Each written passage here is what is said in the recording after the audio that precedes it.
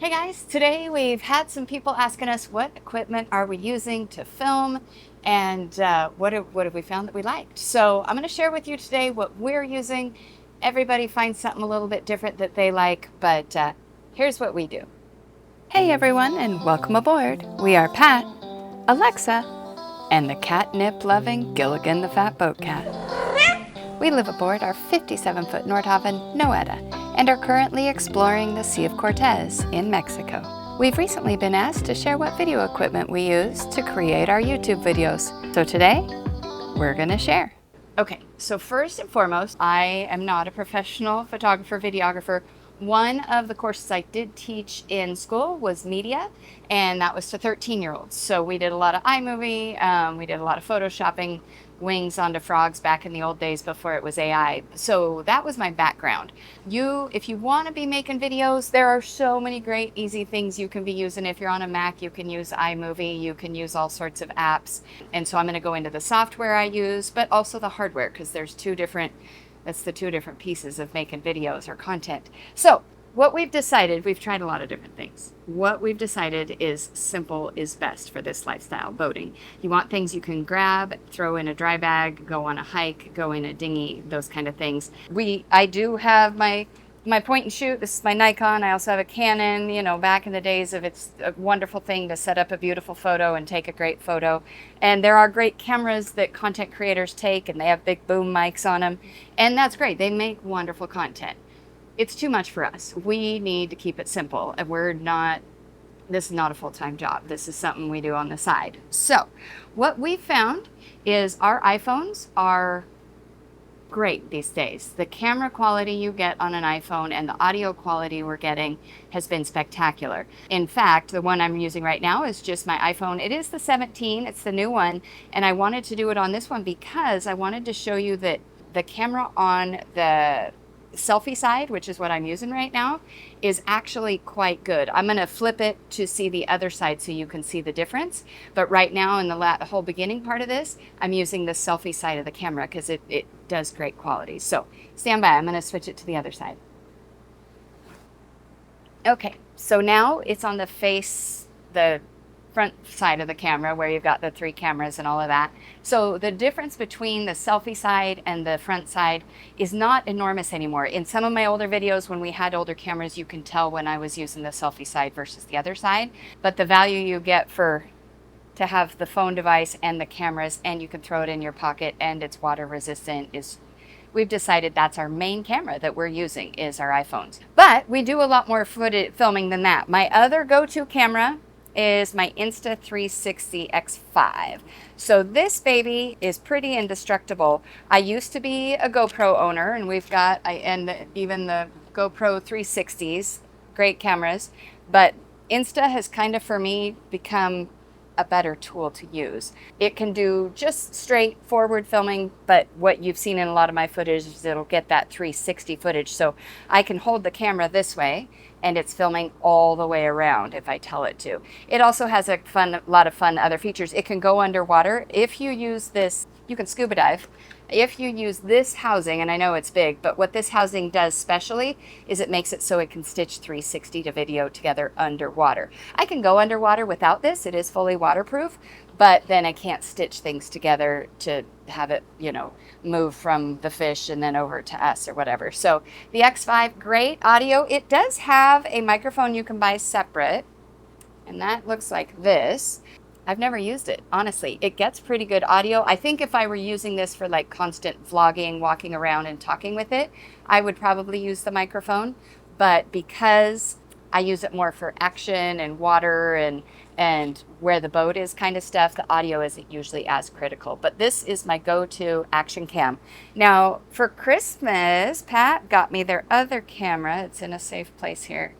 Where is my Insta. This is the Insta Ace. It looks a lot like a GoPro. It is just forward facing. It does a couple of cool things. It's super high quality. Audio is great, but this will flip up. So you kind of get the front camera, but with that selfie mode, I can see what it's filming if I'm filming myself, Or if I'm filming something forward, it can film like this. Just like the GoPro and the other Insta, the X5, you can do time lapse, you can do something called a time warp, you can slow-mo, you can all sorts of things. There are a lot of different features. This is also waterproof. Not sure the depth, I'll put it on the screen. But if I were, when I go scuba and snorkel, this is definitely what I take with me. So these are kind of my action cameras, the Insta ones. They get better and better all the time. They do have their own software. You can use any software. The 360 one does need special software that can stitch 360 footage together. I do use the Insta 360 footage. Sometimes I use the GoPro software. It does have some features that I do like, especially on my phone, but I can edit this footage on a phone or a computer with the Insta software that comes with it, both of these guys. So that's an option. Another necessary you have to have, and if you watch like our first 5 videos we didn't have, is a microphone. There are lots of different ones. We really like the DJI brand, and right now I'm wearing the one with the poof on it, just in case any wind is coming. I didn't mention, you probably already saw, we're underway right now, heading to our next island. So there's lots of noise going on right now. There's water and there's wind and there's an engine on, and this does a really great job of blocking out all of that. The DJI makes a little smaller one too. So this one, the one I'm wearing, has a little receiver connected to the camera. I'll show a photo. And so that receives all the audio. This little smaller one that DJI has a bitty baby receiver in a safe place, in a very safe place right now. So they're a little bit smaller mic. Quality isn't as high. You get what you're paying for on these things. You pay a little bit more and you're going to have just a lot higher quality. Do you have to have a microphone if you're boating? I would say if you want to share any content with friends and family or otherwise, yeah, especially when you're doing the sitting and talking thing or you're outside. There are a lot of times you'll see Pat and I don't wear it if we're just barbecuing out back and there's no extra noise. But if there's extra noise, the microphones help quite a bit. There are definitely times we don't want the microphones. If I want the sounds of the dolphins splashing, or if I want the sounds of the waves on the beach, obviously no microphone for any of that. But cameras and microphones, those are our key basics. As many of you know, we also like to drone. DJI, again, this one is our third one. It's the Mini Pro 5. Pat is in love with this one. After we did have a couple instances with our last 2, which were also DJIs, this new one and the new software is super user-friendly, easy to get at home. He really prefers this kind of interface, remote. There are ones where you can use your phone and hook up your phone to it. We've tried that. The phone, it's hard to see the screen. It's pretty small. Maybe your phone needs an update or your phone needs charged, and this screen has just been much more useful to use. And Pat really likes, using these, which even with the phone one, you can have it attached so you can use the little fly things, but this is his preference. So that's user preference on those. Lots of different ways to fly those drones. But this, out of all the drones we've had, is the favorite. So that's our aerial. Other little things you're going to want, you definitely want something to stick if you're going to do this on a boat, for a rod, for a railing. This just tightens onto a railing. Anymore, there are so many great this sells separate like this, like that.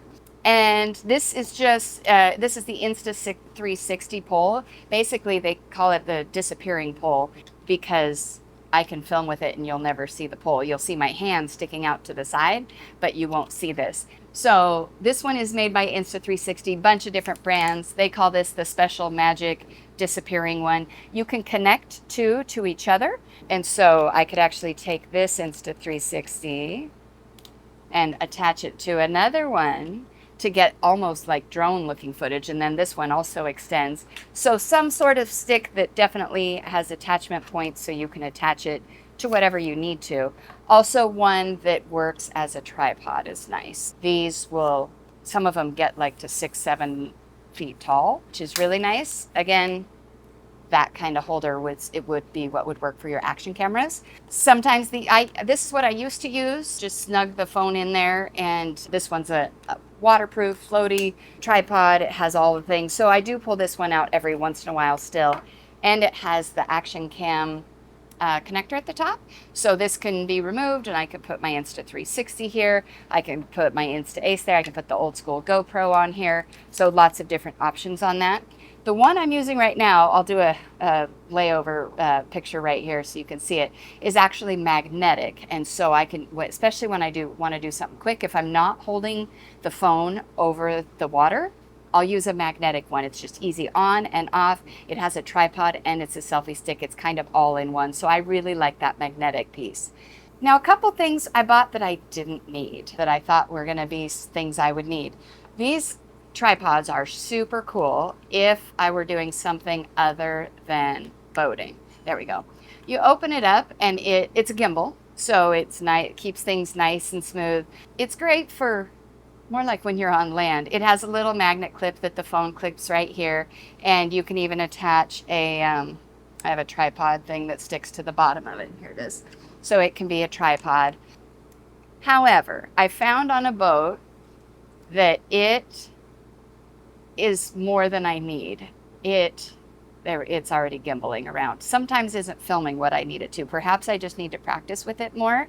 You can set it up and tell it to follow a face, or which, like if I'm walking around here in the salon back and forth, I could have it, and Pat's not here, it'll follow me. It's nice and smooth and does beautiful work.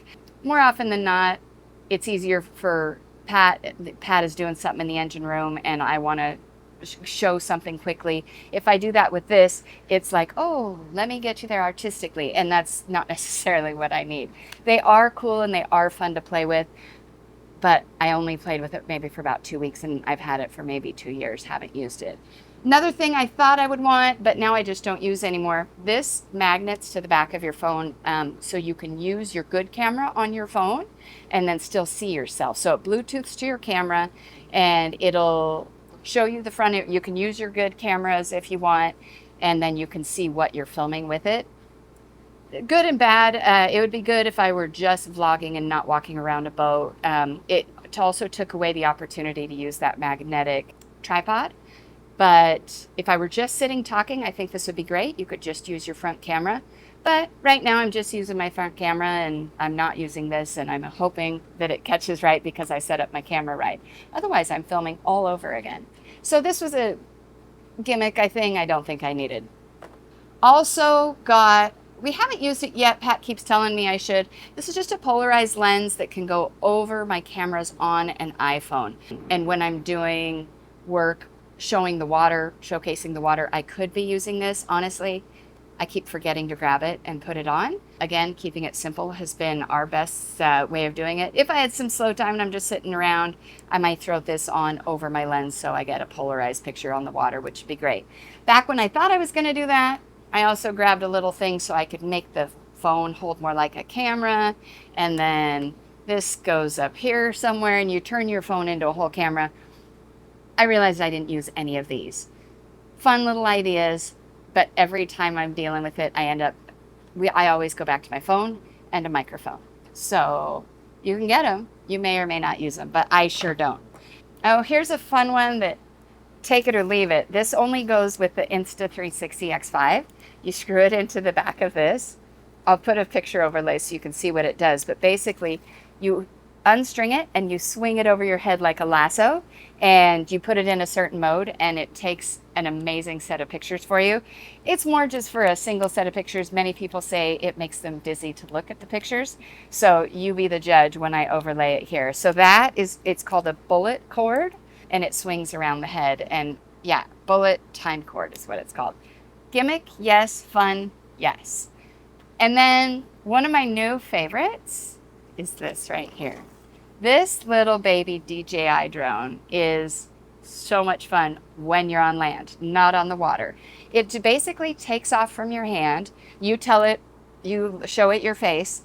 It takes off and you give it a setting. Do you want it to be in front of you? Do you want it to be behind you? Do you want it to circle you? And without any controller, it can do that at a height of about 15 feet, maybe 20, nothing super high. It doesn't like water. It has a hard time sensing things. So when I'm on the beach, I try to stay away from the water. You can also control it from your phone if you want. I found that I don't need to. I just tell it what to do, and it'll follow Pat and I, or it'll just hover in place and I can get out of the picture. And so it does a lot of really cool things. Costco had this plus 3 batteries. I'll put up the price. I don't remember, but the battery lasts about 15-20 minutes. They're really tiny. You charge them like this. It's a great fun thing for filming on land, so I'm not always filming. It gives you a different shot. So I'll put some footage here of what that films like. So it's just a fun one though. Definitely not necessary. Anyway, oh my gosh, that's what we use. Key things, keep it simple on a boat, waterproof and water resistant. Extra batteries, those are key. So my Insta360, I do keep extra batteries charged. You can charge the camera itself, but often I will have just finished filming some dolphins and put the camera away, and then a whale shows up and I need more batteries. So fresh batteries is good. And then software. So I use DaVinci DaVinci Resolve Pro. It's a one-time fee. You pay for it, you download it, you never pay again.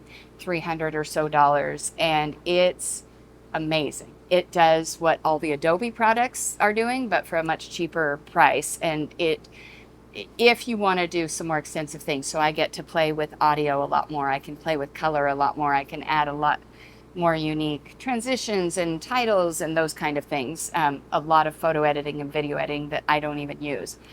If you're just beginning, I wouldn't necessarily start there. I would start with some of the free apps. Even YouTube Studio has a little video maker inside that's free. CapCut is a free one. GoPro and Insta360 both have video makers. I think I mentioned if you have a Mac, use your iMovie. It does great videos. In fact, if you look, probably our first 30 videos or 40 videos were made in iMovie. So it's a great way to start with doing layers in video because it's nice and simple, lots of tutorials. It's been around forever. DaVinci Resolve has lots and lots of tutorials. So if you are somebody that wants to do something a little more advanced, DaVinci Resolve definitely has the advanced piece for you. So biggest learning curve, if you haven't done any 360 stitching of video, that takes some time. So once you have this video, you're not ready to use it. You then have to tell it what to look at and when, how to move from the front of the boat to the back of the boat. So while this is really cool, it does have a bit of a learning curve. Again, lots of videos out there to show you how to do it. It's not impossible. If you want to do it, you can figure it out. So that was a long way of saying I have a lot of stuff, but keep it simple. I don't use my more complicated stuff anymore. So if you have any questions, let me know in the comments. If there's something that you use that you think would go well with this stash, always open to try something new. So let me know in the comments too. Yeah, that is it for my filming videography things for today. Have a great day, guys. Don't forget, hype, like, subscribe if you haven't done it. And if you're not a member, we'd love to have you be one of our members. But even if you're not, we're still going to share all this with you. Have a great day, guys.